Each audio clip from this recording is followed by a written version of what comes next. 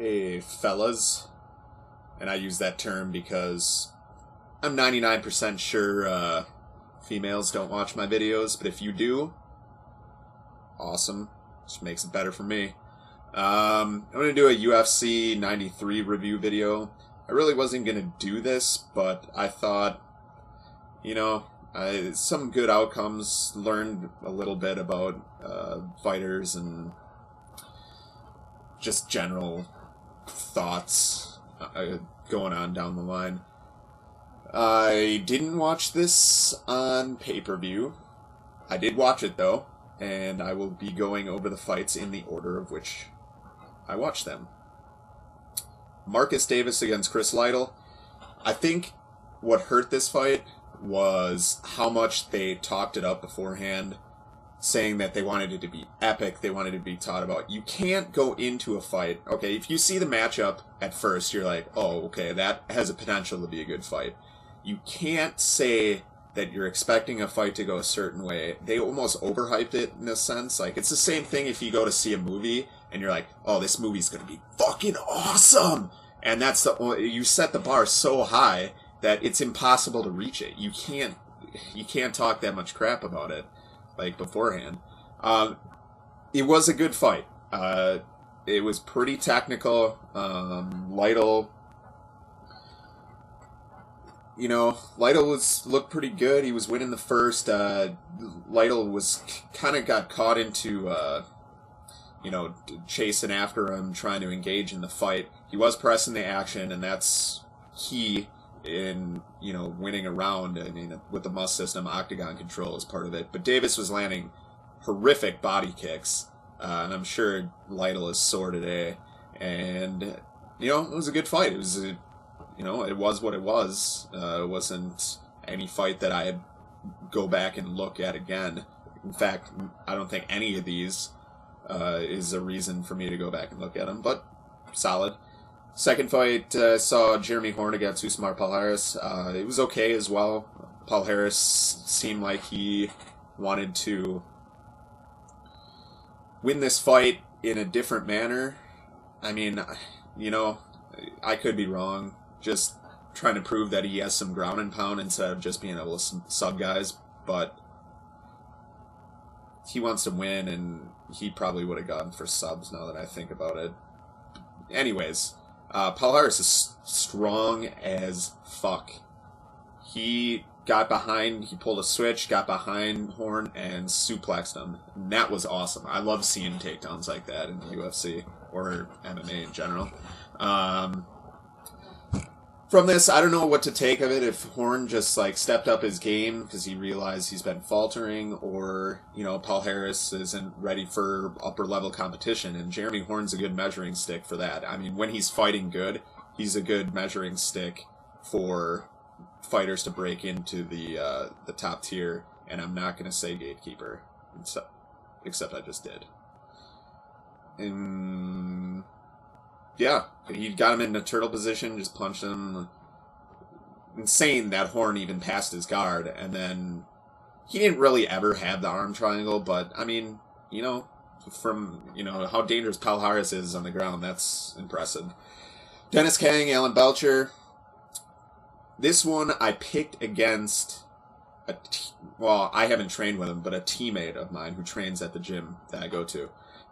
Kang looked really good. He was winning the feet. He took the fight to the ground. He had a Darce at one point, an Anaconda, a straight armbar, a Kimura. And Kang, I don't know if he gassed in the second. He just seems to, get lulled to sleep on the ground. Like, he'll be controlling so much, I think, that he just gets a sense that he can't be beaten there, and then he goes for a sloppy takedown and gets guillotined. I don't know what's wrong with Kang, if it's the gas thing, or, his head's not in the right spot, but he'll get another fight. This does a lot for Belcher at the 185. He said he was a title contender before this. I don't think he's even close. Although with, in the 185-pound division, it's not entirely... I mean, Latest is getting a shot, so Bring it on. Shogun Who Mark Coleman. Shogun, I've heard it both ways. This was and mostly the first one. He's shitty. That was a shitty fight, and his cardio was terrible. He's not the same fighter, blah, blah, blah. He looked good in the first. He was picking apart Coleman. Just absolutely landing leg kicks at will. Kind of the fight that I saw was going to happen. Second round, he gassed. Coleman was gassed within 3 minutes. And that's due probably to his, age, and probably making the cut to 205 hindered him a lot. And Hua had an omoplata at one point and didn't have the energy to sit up and finish it. Just sit up. He had his arm. Coleman wasn't doing anything to defend it, really, except for hold on to Shogun's leg, which is, yeah, alright, whatever. It was a good stoppage, I think. Either way, he was going to lose that fight, and whether it's a TKO late in the third or, a decision, it doesn't really make a big of a difference. And Coleman, they showed good sportsmanship after, too. I can see this getting fight of the night, not because of the technical war or technical battle it was, but it was exciting. It had a lot of drama. At one point, you could figure Coleman, he gets on top, and you're like, oh, this is dangerous for Shogun. So, it had a lot of that in it. After the fight, Coleman looked dead. Not like, oh man, that guy's dead tired. No, he looked literally like a corpse. Like, his head was like lumpy, and he was bleeding out of his just blood dripping everywhere and sweaty, and he just looked like a mangled. It looks like somebody beat him in the head with a golf club, essentially, is what it looked like. No offense, Coleman, but yeah, he looked like a corpse. And Shogun's going to fight Chuck Liddell. If he comes into that fight in the same shape he came into this fight, he's going to get knocked out.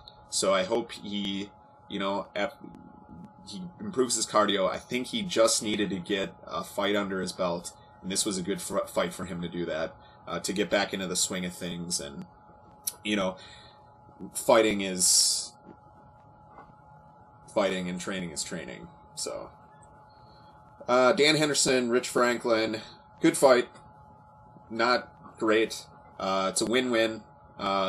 Franklin, yeah, he lost, but there's some great matchups for him at 205. Henderson wants to coach the Ultimate Fighter, so see what happens there. Henderson's gonna beat the crap out of Bisping when this show ends. It should be good. I'll watch it. I mean, at least they're changing Tough up a little bit, so. Yeah, so Davis Lytle and Coleman, Shogun get fight of the night. Alan Belcher gets sub, and Dennis Sieber gets KO of the night. Didn't see that fight, but I heard it was an awesome spinning back kick, and I'd like to see that. And Red Schaefer gets a victory with TKO in the first round. I'm posing a question to everybody out there. If you want to respond to it, in a video that you do, maybe Chase do a video on it, in your, MMA corner videos.